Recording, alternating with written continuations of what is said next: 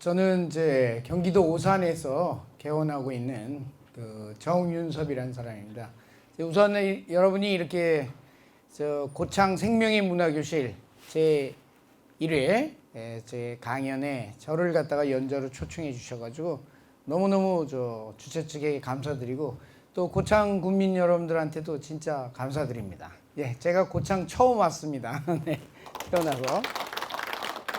예, 제가 책을 한 10권 정도 썼는데요. 이번에 나온 책이 이제 11번째 나온 책이에요. 콜레스테롤은 적이 아니다. 뭐 여러 가지 쭉 썼는데 이제 제가 원래는 그 양의를 공부했죠. 저도 이제 흉부외과 수술을 했으니까. 그런데 이제 제가 공부를 하면서 느끼다 보니까 제가 수술을 하는 사람이었지만 잘못하다가 제가 먼저 수술대에 올라갈 것 같더라고요. 그래서 저도 건강이 몹시 안 좋았습니다. 그래서 이대로 이렇게 살면 안 되겠다.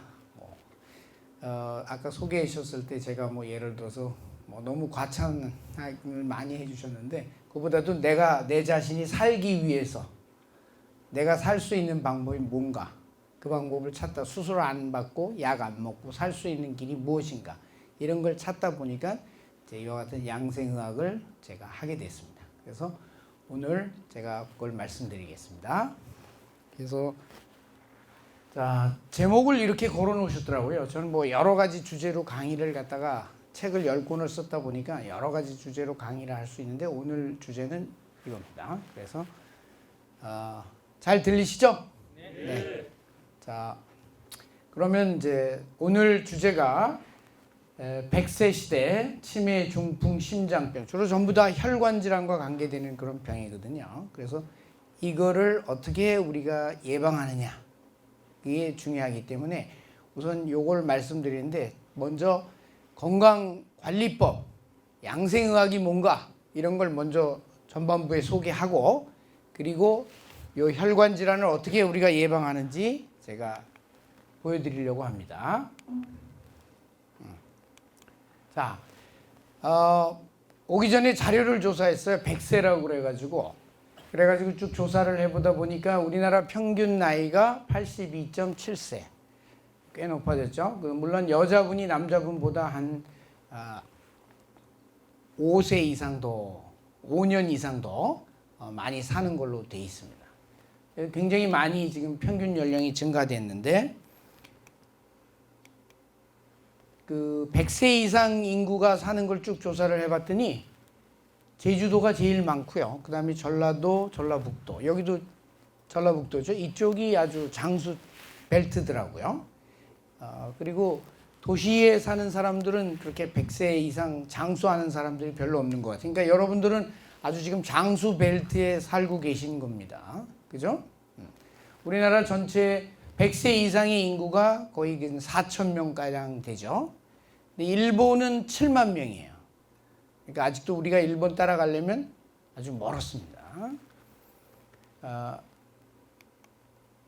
다행인 것은 제가 남자라서 그런데 아까도 평균 그 수명에서 보셨더니 여자들이 남자들보다 좀 오래 살잖아요.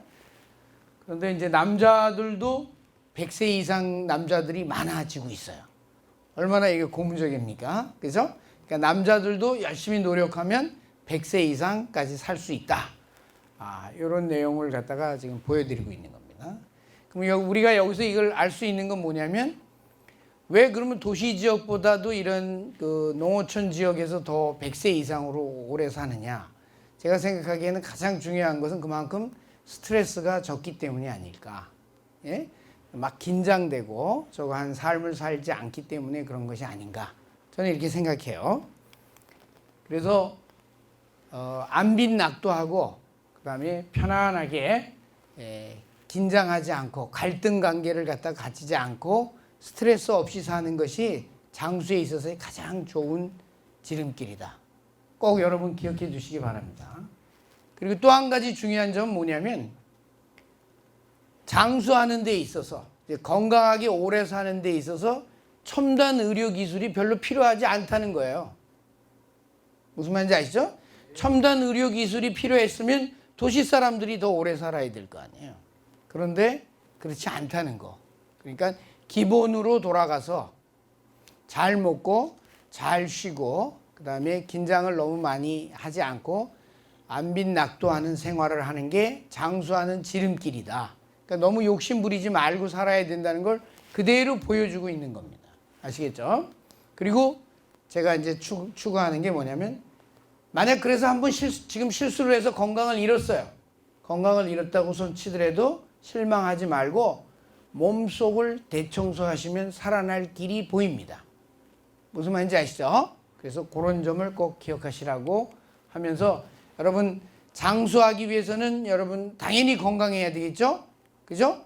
그러면 건강하기 위해서는 어떻게 해야 돼요? 여러분 몸을 건강한 몸으로 만들어야 돼요. 그러기 위해서는 어떻게 해야 됩니까? 공부를 해야 됩니다. 공부를.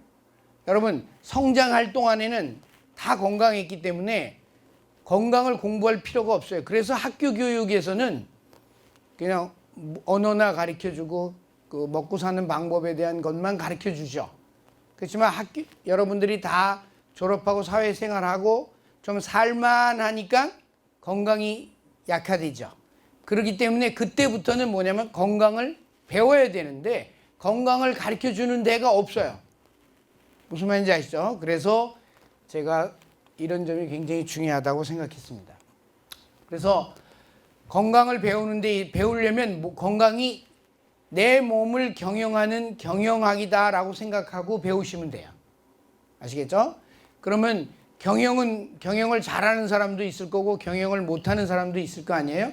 경영을 잘하는 사람은 건강한 사람이고 경영을 못하는 사람은 건강하지 못한 사람이에요. 그렇기 때문에 그건 다 누구 책임이에요? 본인 책임이에요. 그렇기 때문에 내가 훌륭한 경영자가 되도록 해야 돼요. 여러분 어디 가게 가면 제일 열심히 일하는 사람이 누구예요? 주인이죠. 그렇습니다. 종이 절대로 주인보다 열심히 일할 수 없습니다. 마찬가지로 내 몸의 주인은 누구예요? 나예요, 나. 내가 열심히 하지 않으면 절대로 내 몸을 제대로 경영할 수가 없습니다. 아시겠죠? 그래서 그 점을 꼭 알아두셔야 돼요. 건강이 점쟁이가 말했듯이 사주팔자라고 생각을 해가지고 나는 건강이 안 좋아 이러면 안 되는 게 아니라 자 사주는 어쩔 수 없지만 팔자는 어때요? 팔자는 자기 노력에 의해서 꺾인 거를 갖다 필 수도 있습니다. 또 잘못하면 핀 팔자가 꺾일 수도 있어요. 그렇기 때문에 열심히 여러분들이 노력하시는 게 굉장히 중요하다는 점. 그리고 건강을 경영할 때 가장 중요한 점은 뭐예요? 항상 중앙을 지키라는 거예요. 알겠죠? 아무리 좋다고 좋은 것도 너무 지나치면 과유불급이 되는 겁니다. 무슨 말인지 아시죠? 그렇기 때문에 항상 중앙을 잘 지켜라. 더도 말고 덜도 말고 중앙만 지켜라. 제가 이렇게 말하는 이유가 바로 그겁니다. 그래서 그런 걸 의학 용어로는 항상성이라고 그래요. 우리 몸은 항상 항상성을 유지를 하도록 해야만 해요. 그래서 자기가 어느 쪽으로 기울어졌는지를 갖다가 빨리 파악할 줄 아는 지혜가 있어야 되는데 그게 여러분 공부를 통해서 하고 또 공부를 안 해도 자기 몸으로 느낄 수 있는 사람 그런 사람들이 있어요. 그런 사람들은 아주 예민한 사람들이 되겠죠. 그런 지혜를 자꾸 여러분들이 개발을 해야 됩니다. 그런 공부를 하려면 어떻게 해야 돼요? 원숭이가 꼬리를 떼고 인간이 되려면 어떻게 해야 돼요? 공부를 열심히 해서 시행착오도 겪고 이게 맞는가 틀리는가 하면서 학습을 해야 돼요. 그러니까 여러분들 건강이 거저 주어지는 게 아니라 여러분들이 열심히 학습을 해야만 돼요. 그래서 아파 본 사람이 오히려 더 훌륭한 의사가 되는 거예요. 왜? 이렇게 학습을 했기 때문에. 아시겠죠? 그래서 나도 젊었을 때 의사였지만 나 젊었을 때 내가 지금 그때 나는 젊은 의사한테는 별로 안 가는 이유가 자기가 아파보지 않았기 때문에 내 심정을 잘 모를 거라고. 그죠? 그러니까 아파본 의사만이 심정을 잘 알고 저거 해요. 그래서 이렇게 학습이 중요하다는 점 제가 꼭 말씀드립니다. 그래서 원숭이가 인간이 되려면 공부를 열심히 해서 해야 돼요. 그래서 지금 여기도 사실과 과학 그 네트워크 이런 것에서 자꾸 국민들을 계몽하고 계몽하는 그런 아카데미를 자꾸 여는 이유가 이 계몽이 굉장히 중요한 거예요. 우리가 깨어 있지 않으면 원숭이 같이 미개인인 거예요. 예? 원숭이하고 뭐 다를 게 뭐가 있어요. 그러니까 계몽이 돼야 되기 때문에 이 공부를 열심히 하셔야 됩니다. 그리고 나는 글자도 모르겠고 아무것도 모르겠다. 그러면 몸의 소리에 귀를 기울이시면 돼요. 눈을 감고. 그래서 몸으로 느끼시기만 해도 됩니다. 이 건강은. 또 모든 것은 아까도 말씀드렸듯이 남 탓을 하면 안 돼요. 내 탓을 해야 됩니다. 그래서 그런 점을 꼭 기억해 주시고 하고, 그래서 항상 제가 늘 말합니다. 건강 공부를 할 때는 생각이 유연해야 되기 때문에 여러분들이 그 만성 질병이나 이런 데서 탈출을 하시려면 지능이 높아야 돼요. 지능이 낮은 사람일수록 계속 병을 앓고 가다가 결국은 끝내 탈출하지 못하고 그 병으로 죽습니다. 그러니까 지능이 높아야 되는, 네, 그런 지능을 높이려면 여러분 열심히 공부를 하셔야 돼요. 그래서 여러분 제가 자꾸 말씀드립니다만 동물병원은 동물이 가죠. 원숭이는 동물의 병원에 가야죠. 그럼 사람은 어떻게 돼요?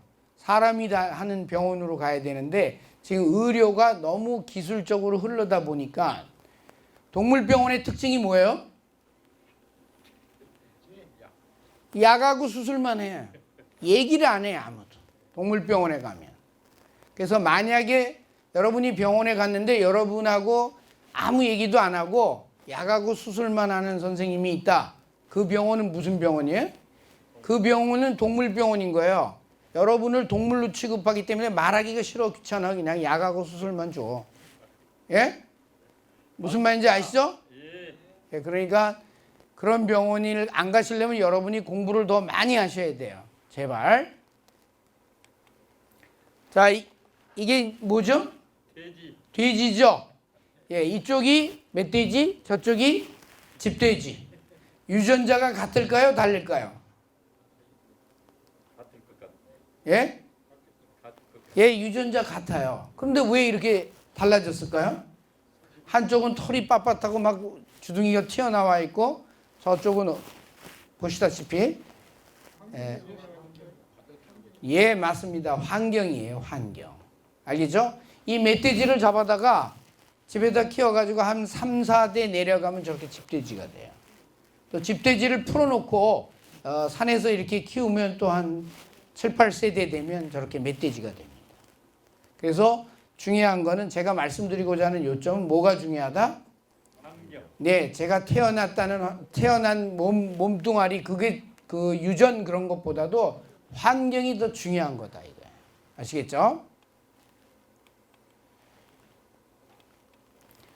자, 그래서 보면 저쪽은 그린란드에 사는 에스키모인들이에요. 이쪽은 더운 인도 지방에 사는 사람들이죠. 보시다시피 체형이 달라요. 그렇죠? 그러니까 자기가 살고 있는 그 환경에 적응을 해가지고서 잘 살고 있는 겁니다. 근데 요즘 교통과 뭐 통신이 막 발달하고 그러다 보니까 저 에스키모인들도 더운 지방에 와서 살 수 있고 그래요. 그죠? 반대로 인도 사람도 과학자가 되면은 저 추운 남극이나 북극 가서 연구하고 그러잖아요. 그런 것처럼 이렇게 이동이 많아졌어요. 그러면 환경이 달라졌다. 그 과거에는 다윈의 진화론은 뭐냐면 그 환경에 유리한 유전자만 살아남는다 하는 게 그게 적자생존 이론이에요. 전형적인. 그래서 이제 유전학에서는 유전자 자체를 갖다가 매우 중요하게 생각해요. 절대적인 걸로. 그래서 우성 유전자를 가지고 있어야지만 살아남고 열성 유전자를 가지고 있는 사람은 도태된다예요. 맞죠? 그런데 요즘 의학에서 보면 이게 진실이 아닌 걸로 나오고 그런 유전의 역할은 고작 10 내지 20%. 나머지는 뭐냐? 아무리 여러분이 불리한 열성 유전자를 가지고 있다 손 치더라도, 다시 말해서 이 인도 사람이 저기 그린란드 추운 지방에 가서 산다고 했을 때 불리하잖아요. 그렇지만 자기 주변의 환경을 스스로 자기한테 유리하게 만들면 건강하게 살 수 있습니다. 아시겠죠? 그걸 뭐라 그래요? 적자생존에 대응해서 하는 말로 각자도생이다. 그런다 이거. 무슨 말인지 아시죠? 그래서 여러분이 건강하기 위해서는 이미 유전자를 갖고 태어났기 때문에 적자생존 이론은 따질 필요가 없어요. 여러분은 무조건 각자도생법만 배우면 돼요. 아시겠죠? 예. 그래서 100세 이상을 살려면 각자도생법을 배워야 된다. 그래서 제가 이 점을 꼭 강조드립니다.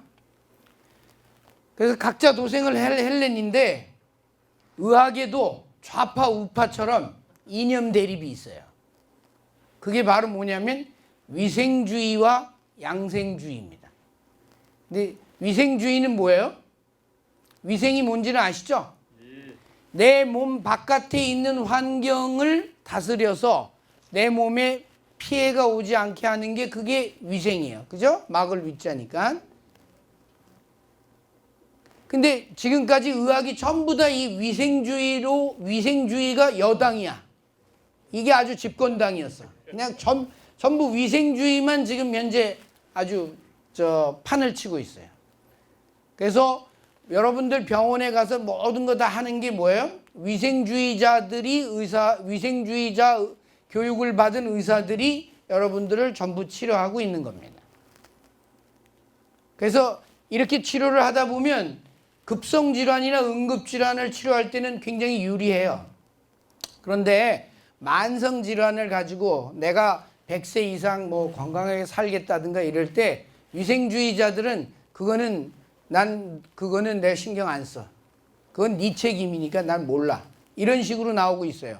그러면 내가 내 몸의 주인이기 때문에 내가 건강하게 오래 살아야 되는데 그러면 어떻게 해야 돼요? 그렇게 하려면 제가 발견한 게 바로 이 양생주의입니다. 양생은 뭐냐면 내 몸 밖의 환경을 관리하는 게 아니에요. 나는 내 몸 속의 환경만 깨끗하게 하겠다. 알겠죠? 내 몸속 환경을 깨끗하게 해서 내 몸의 그 생명력을 내가 기르겠다. 내 몸의 생명력이 기르면 내 몸 바깥에 위생적으로 세균, 바이러스, 그 다음에 각종 독소들이 넘쳐나도 내 몸만 깨끗하면 나는 생존할 수 있어요, 없어요? 있어요. 그렇죠. 바로 그게 양생주의자의 관점입니다. 그렇기 때문에 여러분 위생주의자가 되실래요? 양생주의자가 되실래요? 양생주의자요. 예, 양생주의자가 되셔야 돼요. 아시겠죠? 그래서 양생이라는 개념을 꼭 잘 이해하시고 그걸 두루두루 양쪽을 다 두루두루 다스린다 해서 다스릴 섭자를 써서 우리가 섭생 이렇게 옛날부터 어르신들이 이렇게 얘기한 거예요. 그래서 섭생은 양생 플러스 위생. 알겠죠? 근데 정부 당국자나 이런 보건당국에서는 늘 위생만 강조해요. 양생은 너네들 책임이다. 각 개인의 책임이다. 이러는데 우리 입장에서 볼 때는 그리고 저는 한 개인의 건강을 책임지는 사람이기 때문에 저는 제게 온 환자들한테 양생을 강조할 수밖에 없습니다. 아시겠죠? 그래서 그런 점을 잘 알고 그래서 환경이 개별 위험 요인보다 더 중요하다는 점. 그리고 내 몸의 방어력은 바로 내 몸의 몸속 환경에 의해서 결정된다는 점. 그런 점 꼭 기억하시고 항상 아까도 말씀드렸듯이 몸을 일정한 균형 상태로 유지하려고 노력하셔야 된다. 이 점 꼭 말씀드립니다. 그래서 제가 오늘 이 주제를 강의해 달라고 명을 받고 고민해 본 결과 장수의 조건을 쭉 적어봤는데 가장 핵심은 결국 먹는 거하고 스트레스 조절 두 가지다. 그걸 좀 더 자세히 하게 되면 저기처럼 식사는 자연적이고 통째로 된 순수하고 신선한 그런 재료를 가지고 식사를 해야 되고 저탄 식사라는 말은 뭐냐면 당분을 많이 드시면 안 돼요. 아시겠죠? 당분을 절대로 많이 먹지 않는 식사하고 염증이 생기지 않는 그런 식사 그리고 알칼리성 식사를 갖다가 하셔야 되고요. 그 다음에 적절하게 수분을 또 섭취를 하셔야 되고, 그리고 제가 말씀드렸듯이 건강하기 위해서는 늘 몸속을 청소해야 됩니다. 여러분 집안 청소 안 하는 부인하고 살면 어때요? 집 들어가고 싶었겠어요? 응? 집 나오고 싶지? 마찬가지예요. 집안 청소를 갖다가 잘하듯이 내 몸 청소를 항상 신경을 써야 돼요. 청소가 치료라는 사실을 갖다 깨달아야 돼요. 근데 제가 청소가 치료다 그러면 아니 무슨 약을 먹어야 치료가 되지 무슨 청소가 치료야 이렇게 말하시는 분들이 있는데 그런 사람은 뭐예요? 원숭이다 이거예요. 저는 그렇게 생각합니다. 그리고 늘 활동적인 삶을 사셔가지고 스피노리자가 뭐라 그랬어요? 나는 매일 사과나무를 심겠다 이거 지구가 망하더라도 그렇게 말했던 것처럼 내가 할 일을 항상 가지셔야 돼요. 그리고 스트레스를 잘 조절해서 항상 낙천적이면서 자기가 감당할 수 없는 스트레스는 피해버리는 게 도망가는 게 최고예요. 아시겠죠? 그리고 자기랑 맞지 않는 사람 궁합이 안 맞는 사람하고는 살아야 돼 말아야 돼? 살면 안 돼요. 알겠죠? 별거 하세요. 아시겠죠? 예. 그리고 잠을 푹 자고 휴식도 많이 취하고 그 다음에 내가 왜 사는지 그 목표를 정해서 늘 그렇게 열심히 사는 게 장수의 조건이다 라고 저는 생각해요. 그래서 항상 제일 중요한 게 여기 보시다시피 사람이 다 달라요.